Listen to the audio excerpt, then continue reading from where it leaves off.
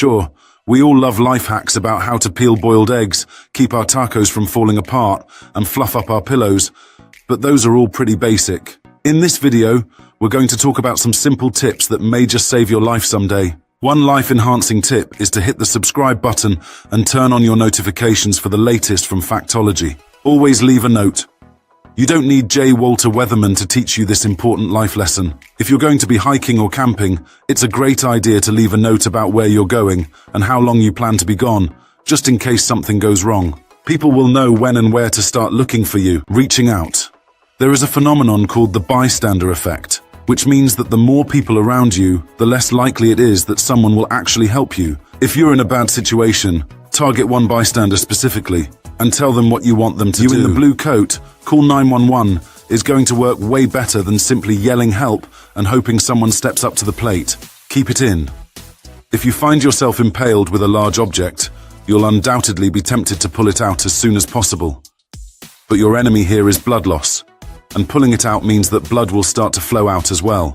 Cover it up the best you can to prevent further bleeding and seek medical help immediately. Fired up. Ideally, you'll keep a fire extinguisher in your kitchen in case of an emergency. But this trick will help you if you don't have one.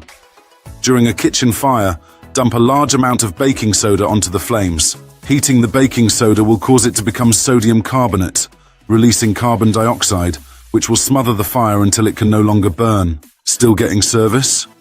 You've probably seen that moment in every horror movie where someone tries to call for help, but their phone just doesn't have signal. It turns out that you should try calling 911 anyway.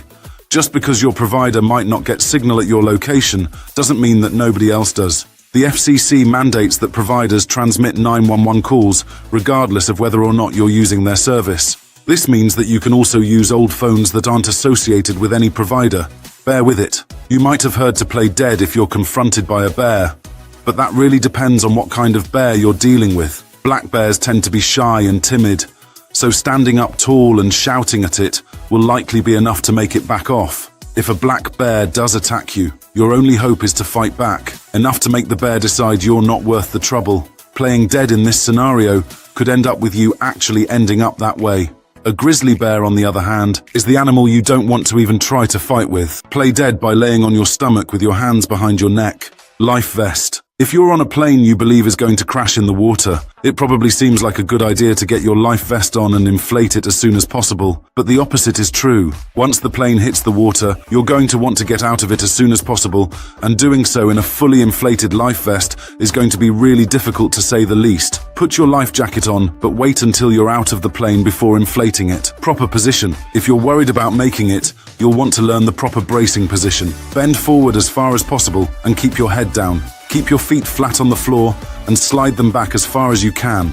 Place your dominant hand on the back of your neck and protect it by placing your other hand over it without interlocking your fingers. This way, if your hand gets broken, it will likely be your less useful hand, allowing you to use your useful hand to get out of your seatbelt and out of the plate. Staying warm if you're stranded in the cold and snowy situation. It might seem like eating snow is a great way to stay hydrated. However, you'd be doing more harm than good since your body would be using precious energy to turn that snow into water. Sure, you'll get more hydrated, but you'll lose valuable body heat in exchange. Try to melt the snow yourself outside of your body before you take a drink. Packing smart. It may seem a bit odd, but it's a good idea to bring a few maximum strength antihistamines with you anytime you visit somewhere new.